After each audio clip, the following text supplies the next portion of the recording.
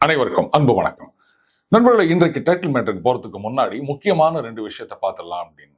முதலாவது விஷயம், மாண்புமிகு அமைச்சர் செந்தில் பாலாஜி அவருக்கு கொடுக்கப்பட்டுள்ள பெயில் ஜாமீன் இதை ரத்து செய்ய வேண்டும், அந்த பெயில் கொடுத்த தீர்ப்பை திரும்ப பெற்றுக் கொள்ள வேண்டும். இதுதான் உச்சநீதிமன்றத்தில் போடப்பட்டிருக்கின்ற ஒரு கேஸ். இதுல உச்சநீதிமன்றம் என்ன சொல்லியிருக்காங்கன்னா, on the basis of law அந்த தீர்ப்பை திரும்ப பெற்றுக்கொள்ள முடியாது. ஏன்னா அந்த வழக்கு விசாரணை தாமதமாகும் அப்படின்னும் போது எவ்வளவு நாளைக்கு தான் ஒருத்தரை ஜெயில வச்சிருக்க முடியும்? நிறைய பிஎம்எல்ஏ கேசஸ்லயும் சரி, இன்னும் சில வழக்குகள்லையும் சரி, நீதிமன்றங்கள் இப்ப இந்த கருத்தை தான் தெரிவித்து வருகின்றார்கள். நீங்க விசாரணையே ஆரம்பிக்காம கால வரையறையின்றி ஒருத்தரை ஜெயில போடுறது அப்படின்றது ஏற்றுக்கொள்ள முடியாது அப்படின்னு. ஸோ அதனால ஆன் தட் பேசிஸ் அந்த தீர்ப்பை திரும்ப பெற்றுக்கொள்ள முடியாது. ஆனால் இவர் கேபினட் மினிஸ்டர் ஆயிட்டாரு, அதனால சாட்சிகள்லாம் மெர்சல் ஆயிருவாங்க, தைரியமா சாட்சி சொல்ல வரமாட்டாங்க அப்படின்ற ஆஸ்பெக்டை கன்சிடர் பண்ணலாம். இவர் மினிஸ்டர் ஆனதுனால சாட்சிகளுக்கு ஏதாவது அழுத்தம் இருக்கின்றதா என்ன ஏது அப்படின்ற ஆஸ்பெக்டை மட்டும் பார்க்கணும் அப்படின்னு சொல்லியிருக்காங்க. இதுல உச்ச நீதிமன்றம் என்ன கேட்டிருக்காங்கன்னா, எப்படிங்க இங்க பெயில் கொடுத்த அடுத்த நாளே இவர் கேபினட் மினிஸ்டரா பதவி ஏற்றுக்கொண்டாரா, என்ன நடக்குது அப்படின்னு கேட்டிருக்காங்க. கரெக்டுங்க. பெயில் கொடுத்த அன்னைக்கே பதவி ஏற்றுக்க முடியுமா? அந்த பெயில் ஆர்டர் காப்பி வரணும், அதை கொண்டு போயிட்டு அந்த ஜெயிலில் கொடுக்கணும், அந்த ஃபார்மாலிட்டிஸ்லாம் இருக்குது. அதுக்கப்புறமா கவர்னர் கிட்ட பதவி ஏற்பு அப்படின்ட்டு ஒரு டைம் கேட்கணும். அதுலேயும் இப்போ இருக்கிற கவர்னர் உடனே டைம் கொடுத்துருவாரா? இந்த ஃபார்மாலிட்டிலாம் முடிஞ்சு அவங்க ஜெயிலேருந்து வெளில அப்போ எப்படியும் ஈவினிங் ஆகிடும். அதுக்கு மேலெல்லாம் பதவி ஏற்புனா ஒத்துக்க மாட்டார் அவர். அதனால தான் அடுத்த நாளைக்கு பதவி ஏற்பு அப்படின்னு வச்சிருக்காங்க. இதுல என்னுடைய சந்தேகம் என்னன்னா, சரி அடுத்த நாள் பதவி ஏற்காம ஒரு வாரம் 10 நாள் கழிச்சு பதவி ஏற்றிருந்தால் அது செல்லுபடி ஆயிருக்குமா?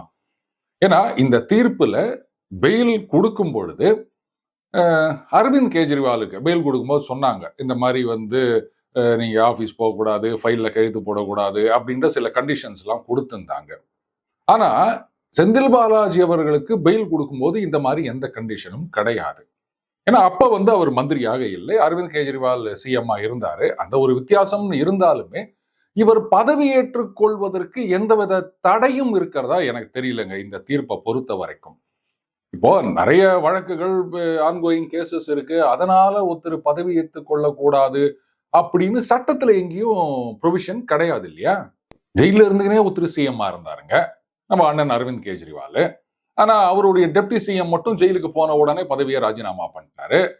ஆனா பாருங்க, அவர் பதவியை ராஜினாமா பண்ணும் போதுதான் கிட்டத்தட்ட 8 மாசம் மினிஸ்டராவே ஜெயிலுக்குள்ள இருந்த சத்யேந்திர ஜெயினும் ராஜினாமா பண்றாரு. அது என்ன டெப்டி சிஎம்க்கு மட்டும் ஒரு ரூல், இல்ல சிஎம்க்கு ஒரு ரூல் அப்படின்னு தெரியல. அடுத்தது அரவிந்த் கெஜ்ரிவால் பெயில்ல வெளில வந்த பிறகு அவராவே தான் பதவியை ராஜினாமா பண்ணார். அவர் பதவியில் தொடரக்கூடாது அப்படின்லாம் எதுவும் சொல்லலை. இன்ஃபேக்ட் ஒரு கேஸே போட்டாங்க, அவர் ஜெயில இருக்கிறாரு, அவர் சிஎம் பதவியில கண்டினியூ பண்ணக்கூடாது அப்படின்னு போட்டப்போ, இல்ல அது அவங்கவுங்களா முடிவெடுக்க வேண்டியது இப்படின்னு தான் சொன்னாங்களே தவிர சட்டத்துல இடம் இல்லை. இதுதானே இன்னைக்கு நிதர்சனம். இப்போ செந்தில் பாலாஜி அவர்களுக்கு எதிராக ஆன்கோயிங் கேசஸ் இருக்குது, அதனால அவர் மந்திரியாக கண்டினியூ ஆகக்கூடாது அப்படின்னு சில பேர் சொல்லிட்டு இருக்காங்க. சரி, அப்போ ஒரு கேஸ்ல கன்விக்டான ஒருத்தர் இன்னைக்கு அமைச்சராகவே கண்டினியூ பண்ணிருக்கிறார்ல, அண்ணன் பொன்முடி அவர்கள் தான். அவருக்கு இந்த டிபிஎஸ்சி தொடர்ந்த வழக்குல கன்விக்ஷனும் கொடுத்துட்டாங்க. அதுக்கப்புறம் அப்பீல் போறாரு. அது வரைக்கும் இந்த சென்டென்ஸை ஸ்டே கொடுக்கணும் அப்படின்றாரு. அதே மாதிரி சென்டென்ஸ் ஸ்டே கொடுக்குறாங்க. கன்விக்ஷன் வந்த உடனே பதவியை ராஜினாமா பண்ண அண்ணன் பொன்முடி அவர்கள் ஸ்டே வாங்கின உடனே மறுபடியும் அவர் அமைச்சராக பதவி ஏற்றுக்கொள்கிறார். அப்போ கன்விக்ட் ஆகி அந்த சென்டென்ஸ் ஸ்டே பண்ணவரே மந்திரியாக தொடர முடியும் அப்படின்னும் போது அதை யாரும் கேள்வி கேட்கல அப்படின்னும் போது கேசு தானங்க நடந்துனுக்குது. இன்னும் அவர் குற்றவாளின்னு சொல்லல, அதனால அவர் மந்திரியா கண்டினியூ ஆனா என்ன அப்படின்னு நினைச்சாங்க போல இது. அதையே அண்ணன் பொன்முடியை யாரும் கேள்வி கேட்கல, அண்ணன் செந்தில் பாலாஜி அவர்களை மட்டும் கேள்வி கேட்டுக்கிறாங்க. நான் நினைக்கிறேன் கட்சியில அவருக்கு நிறைய செல்வாக்கு இருக்கின்றது, அதனால அவரை பார்த்து நிறைய பேருக்கு பொறாம அப்படின்னு நினைக்கிறேன். அடுத்தது பெயில் கொடுத்தா மினிஸ்டரா ஆகக்கூடாதுன்னு அகைன் எந்த சட்டமும் இருக்கிறதா தெரியல. அண்ணன் அரவிந்த் கெஜ்ரிவால் அவர்களுக்கு பிரச்சாரம் பண்றதுக்கு பெயில் கொடுத்தாங்க. அதனால இப்போ எதிர்த்தரப்புல இருந்து கேள்வி கேட்கலாம், ஏங்க பிரச்சாரம் பண்றதுக்கே பெயில் கொடுத்துருக்காங்க அப்படின்னும் போது பெயில்ல வந்தவர் மினிஸ்டரா வரக்கூடாதா, இதுல ஏதாவது சட்ட சிக்கல் இருக்குதா அப்படின்னு கேட்டாங்கன்னா என்ன பதில் சொல்லுவாங்க? இந்த மாதிரி ஏராளமான சட்ட சிக்கல்கள் இருக்கின்றன. சோ நீங்க வந்து அண்ணன் செந்தில் பாலாஜி அவர்களை மட்டும் குறிவைத்து தாக்கக்கூடாது. இப்போ பொன்முடி அவர்கள், அவர் பாருங்க அமைச்சரா இல்லாட்டா அந்த உயர்கல்வித்துறை எப்படிங்க செயல்படும்? அதனால தான் வந்து அந்த சென்டென்ஸ்க்கு ஸ்டே வாங்கிட்டு வந்து அவர் அமைச்சர் ஆகின்றார். அதே மாதிரி தான் வந்து செந்தில் பாலாஜி அவர்கள், அவர் இல்லாததுனால அந்த மின்சாரத்துறை, அதுக்கப்புறம் அந்த டாஸ்மாக்கு என்ன துறை சொல்லுவாங்க, ஆமா, இந்த துறையெல்லாம் வந்து எப்படி மேனேஜ் பண்ண முடியும் சொல்லுங்க? அதனால தான் பெயில் வந்த உடனே அவர் மறுபடியும் மந்திரி ஆகிட்டாங்க. ஏன் மத்தவங்களெல்லாம் அதை வந்து திறமையா அந்த அமைச்சரகத்தை நடத்த முடியாதா அப்படின்லாம் கேட்காதீங்க. இவருக்கு கொஞ்சம் அதிகமாக திறமை இருக்கின்றது அப்படின்றதுனால தானே வந்து வேற கட்சியிலேருந்து வந்தாலும் இன்னைக்கு இவ்வளோ இம்பார்ட்டன்ஸ் கொடுத்து வச்சுக்கிறாங்க. அதை புரிஞ்சுக்கணும். திறமைக்கு மட்டும்தான் வந்து இங்கு மதிப்பு. நீங்க தேவையில்லாம திமுகவை குறை சொல்லக்கூடாதுங்க. அடுத்தது, எல்லாரும் வந்து திமுகவை ஊழல் கட்சி ஊழல் கட்சி அப்படின்னு சொல்றாங்க. நான் அப்படி பார்க்கல. திமுக வந்து ஊழலுக்கு எதிரான கட்சின்னு தான் நான் பார்க்கிறேன். இப்போ அமைச்சர் பொன்முடி அவர்களுக்கு எதிரான வழக்கு எப்ப போட்டாங்க? அதிமுக ஆட்சியில. எந்த வருஷம் போட்டாங்க அப்படின்னு தெரியுமா? இந்த 11ல இருந்து 21 வரைக்கும் அதிமுக தான் ஆட்சியில இருந்தது. என்ன மூவ்மெண்ட் இருந்தது அந்த கேஸ்ல? திமுக ஆட்சிக்கு வந்த பிறகுதான் அந்த கேஸ் வந்து விசாரணை எல்லாம் முடிந்து இப்ப கன்விக்ஷன் வரைக்கும் வந்திருக்குது. இன்னும் நிறைய அமைச்சர்களுக்கு எதிரான வழக்குகள் ஒவ்வொன்னா வந்திருக்குது. இதெல்லாம் திமுக ஆட்சியில் தான் நடக்கின்றது. அதிமுக ஆட்சியில நம்ம ஏதாவது கேள்விப்பட்டோமா? இந்த முன்னாள் திமுக அமைச்சருக்கு எதிரான வழக்கு இன்று விசாரணைக்கு வந்தது. எதுவுமே நம்ம கேள்விப்படல. அப்போ அதிமுக ஊழலுக்கு எதிரான கட்சி இல்லை, திமுக தான் ஊழலுக்கு எதிரான கட்சி. இந்த மாதிரி விஷயங்கள்லாம் சுறுசுறுப்பாக நடைபெறுவது திமுக ஆட்சியில் மட்டும்தான். கண்ணெதிர நடக்கிற இவ்வளோ விஷயத்தையும் பார்த்த பிறகும் நீங்க நம்பல அப்படின்னா அதுக்கப்புறம் நான் என்ன சொல்ல முடியும் சொல்லுங்க? ரைட். அடுத்தது, பாராளுமன்றத்துல வந்து இந்த தமிழக வெள்ளச்சேதம் இதை பற்றி விவாதிக்க வேண்டும் அப்படின்னு திமுக எம்எல்ஏக்கள் கோரிக்கை வைத்துள்ளனர். அதனால பாராளுமன்றம் ஒத்திவைக்கப்பட்டது அப்படின்னு ஒரு செய்தி பார்த்தேன். பாஜகவுக்கு எப்படி அரசியல் பண்ணணும்னே தெரியல போல இருக்குதுங்க. சரி ரைட்டு வாங்க விவாதிப்போம் அப்படின்னு முதல் எடுத்த உடனே இந்த 4000 கோடி என்ன ஆச்சு இப்படின்னு ஆரம்பிச்சிருந்தாங்கன்னா விவாதம் நடந்திருக்கும்னு நினைக்கிறீங்க? அருமையான சான்ஸுங்க இது. இந்த சிங்கார சென்னை ப்ராஜெக்ட்னு சொன்னீங்களே அது என்ன ஆச்சு? 4000 கோடின்னீங்களே, இந்த 80%, 90%, 97% அப்படின்லாம் போன வருஷமே சொன்னீங்களே, அப்ப இந்த வருஷம் எத்தனை பர்சன்ட் முடிஞ்சது? என்னென்ன கால்வாய்கள் எல்லாம் தூர்வார்னீங்க? புதுசா எவ்வளவு கால்வாய் போட்டீங்க? இந்த மாதிரி கேள்விகளை எல்லாம் கேட்டிருந்தாங்கன்னா மக்களுக்கு உண்மை தெரிஞ்சிருக்கும். ஆனா அதை விட்டுட்டு இப்படி பாராளுமன்றத்தை ஒய்த்து வைத்து விட்டார்கள் அப்படின்னு சொன்னா விடுங்க. அவங்களா வந்து ஃப்ரீ ஹிட் கொடுத்தாலும் நான் ரன் அவுட்ல அவுட் ஆவேன் அப்படின்னு பாஜக சொன்னா அப்புறம் நான் என்னங்க பண்ண முடியும்? ரைட். டைட்டில் மேட்டருக்கு போலாம் நண்பர்களே. அண்ணாமலை அவர்கள் லண்டன்ல 3 மாதம் அந்த ஒரு கோர்ஸ் முடிச்சுட்டு திரும்பி வந்திருக்கார். வரும்போது மிக பிரம்மாண்டமான வரவேற்பு. கட்சி தொண்டர்கள், நிர்வாகிகள், அவருடைய ஆதரவாளர்கள் அப்படின்னு ஏராளமான பேர் அவர் போற இடத்துல எல்லாம் வந்து அவரை சந்திக்கிறதுக்கு காத்துட்டு இருக்காங்க. இது வந்து ஒரு சில பேருக்கு வைத்தறிச்சலை கொடுத்துட்டு இருக்கு அப்படின்னு நினைக்கிறேன்.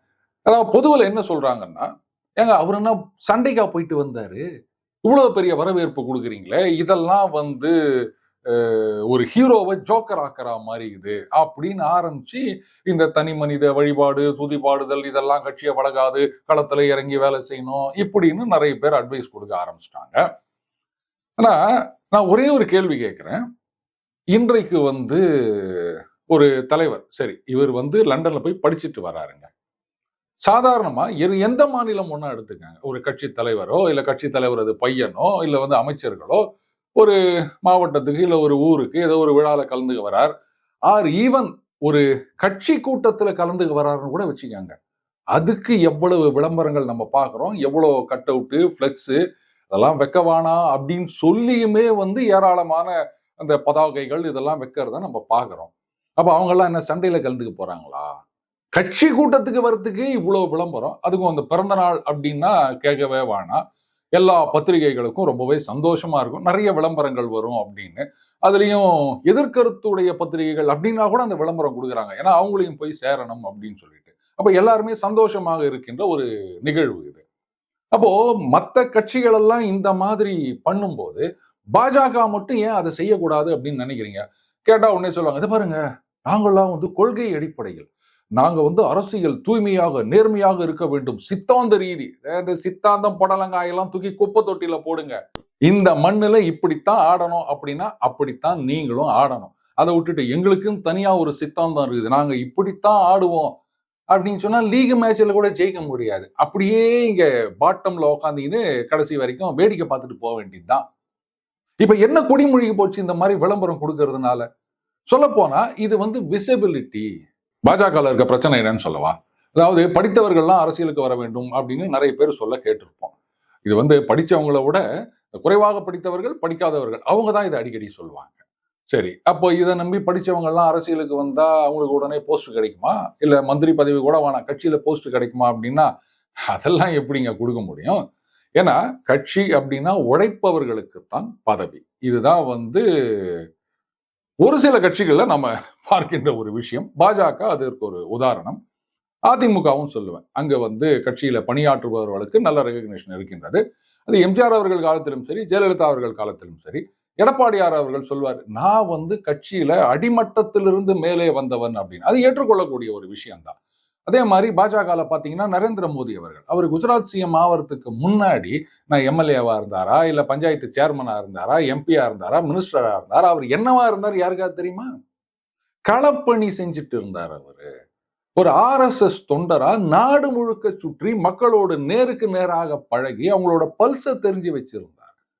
அதனால தான் எடுத்த உடனே அவருக்கு சிஎம் போஸ்ட் கொடுத்தப்போ அவரால் சிறப்பாக செயல்பட முடிந்தது. அதுக்கப்புறம் அப்படியே நேரா பிரைம் மினிஸ்டரா வராரு. இன்று வரைக்கும் யாராலும் வெல்ல முடியாத ஒரு தலைவராக இருக்கின்றார். அதனால படிச்சவங்களுக்கே எல்லா போஸ்டையும் தூக்கி கொடுத்துட்டா இதுனா கட்சியா இல்ல கம்பெனி அவங்க எஜுகேஷனல் குவாலிஃபிகேஷன் வச்சு உங்களுக்கு போஸ்ட் கொடுக்கறதுக்கு இப்படி எல்லா பதவியும் படிச்சவங்களுக்கே கொடுத்துட்டா அதுக்கப்புறம் இந்த கடைமட்டத்துல வேலை செய்யற தொண்டர்கள் அவங்களுக்கு எல்லாம் என்னத்தை கொடுக்கறது? சரி, இந்த படிச்சவங்க எல்லாம் ரைட்டுங்க, நாம வந்து நாட்டுக்கும் கட்சிக்கும் ஏதாவது செய்யணும்னு நினைக்கிறோம், அதனால பதவி இல்லாட்டாலும் பரவாயில்ல அப்படின்னு எத்தனை பேர் முன் வருவாங்க சொல்லுங்க? அதையும் மீறி படிச்சவங்களுக்கு ஏதாவது பதவி கொடுக்குறாங்க அப்படின்னு வச்சுக்கோங்களேன், மேல இருக்கவங்க அவங்களுக்கு மேல இருக்க நிர்வாகிகள், தலைவர்கள், அமைச்சர்கள் இவங்கெல்லாம் வந்து பெரும்பாலும் இவர்களை விட குறைவாக படித்தவர்களாக இருக்கிறார் அப்படின்னு சொல்லும் போது அவங்கள வானளாவ புகழ வேண்டிய ஒரு கட்டாயம். இந்த பட்சவங்க எல்லாம் யோசிப்பாங்க, இது நான் போய் அவரை புகழ்றதா அப்படின்னு. எல்லாருமே வந்து நமது முன்னாள் நிதி அமைச்சர் பிடிஆர் அவர்கள் மாதிரி பெருந்தன்மையா இருக்க முடியுமா? அப்ப அது இல்லாதவங்க புலமையினே இருக்க வேண்டியதுதான். இப்ப புரியுதுங்களா? இப்போ அண்ணாமலையை வந்து தமிழக பாஜக தலைவரா போட்டிருக்காங்க. அவர் படிச்சவராகவும் இருக்கின்றார் அப்படின்றது ஒரு கூடுதல் பிளஸ் பாயிண்டா தான் நான் பாக்குறேன். அதே சமயத்துல கள அரசியலை நல்லா தெரிஞ்சு வச்சிருக்கார். இந்த மண்ணுக்கு என்ன மாதிரி அரசியல் செய்யணுமோ அந்த மாதிரி செஞ்சுட்டு இருக்கு. ஆனா இது ஒரு சில படிச்சவங்களுக்கு ஏத்துக்க முடியல போல இருக்குது, அஜீர்ணமா இருக்குது, வைத்தறிச்சலா இருக்குது. இன்னும் நானும் தான் படிச்சுவேன் அப்படின்னா ரைட்டுங்க, எல்லாரும் தாங்க படிச்சவாங்க, அதுக்காக எல்லாருக்கும் வந்து ஒரே போஸ்ட் தூக்கி குடுத்துட முடியுமா? இது புரிய மாட்டுதுங்க பல பேருக்கு. இப்போ அண்ணாமலை அவர்களுக்கு முன்னாடி எல்முருகன் அவர்கள் இருந்தாரு, அதுக்கு முன்னாடி தமிழிசை சவுந்தரராஜன் அவர்கள் இருந்தாங்க. தமிழிசை சவுந்தரராஜன் அவர்கள் சொன்ன மாதிரி தமிழகத்தில் தாமரை மலர்ந்தே தீரும் அப்படின்னு அவங்க தான் சொன்னாங்க, நான் இல்லைன்னு சொல்லல. ஆனா தமிழிசை அவர்களுக்கு முன்னாடி இருந்த தலைவர்கள் எல்லாம் இந்த மாதிரி பாஜக ஆட்சிக்கு வரும், தமிழகத்தில் தாமரை மலரும், நான் அவங்களுடைய உழைப்பை குறைவாக மதிப்பிடவில்லை. அதே சமயத்துல வாட் வாஸ் த ரிசல்ட் அதை எனக்கு சொல்லுங்க. இல்ல தனியா நின்று அப்போ வந்து ஒரு சீட்டு ஜெயிச்சிருக்கோம், அதுக்கப்புறம் இப்போ ஒரு இதுல ஜெயிச்சிருக்கோம் அப்படின்னா அதெல்லாம் அந்த காலகட்டத்துல சூழ்நிலையில அந்த ஒண்ணு மோடி அவர்கள் செல்வாக்கா இருக்கலாம், இல்ல வந்து அந்த தனிநபர் செல்வாக்கா இருக்கலாம், இல்ல ஒரு குறிப்பிட்ட பகுதிகளில் அந்த கட்சிக்கு இருந்த செல்வாக்கா இருக்கும். அதனால கிடைத்த வெற்றிகள் தானே தவிர மற்றபடி ஒட்டுமொத்தமா கட்சியுடைய வாக்கு சதவீதம் அப்படின்றது என்ன இருந்தது? இப்போ அண்ணாமலை அவர்கள் வந்த பிறகு கட்சி ஆட்சிக்கு வரும், வரணும் அப்படின்ற ஒரு நம்பிக்கை தொண்டர்கள் மத்தியில ஏற்பட்டிருக்குது. கூடவே ஆதரவாளர்கள் அவங்க வந்து கட்சி சார்பற்றவர்களாக கூட இருக்காங்க. பல பேர் வந்து அரசியல்னா சாகடன் ஒதுங்கி போனவங்களே இன்னைக்கு வந்து அரசியல் மேல ஆர்வமா வராங்க அப்படின்னு சொன்னா அதுக்கு காரணம் அண்ணாமலை அப்படின்ற தனி மனிதர். அதற்கான கிரெடிட்டை நாம கொடுத்தே ஆகணும். அதை விட்டுட்டு தனி மனித துதி பாடுதல் இதெல்லாம் கட்சியை வழங்குமா அப்படின்னா எல்லா கட்சியிலும் இப்படிதாங்க நடக்குது.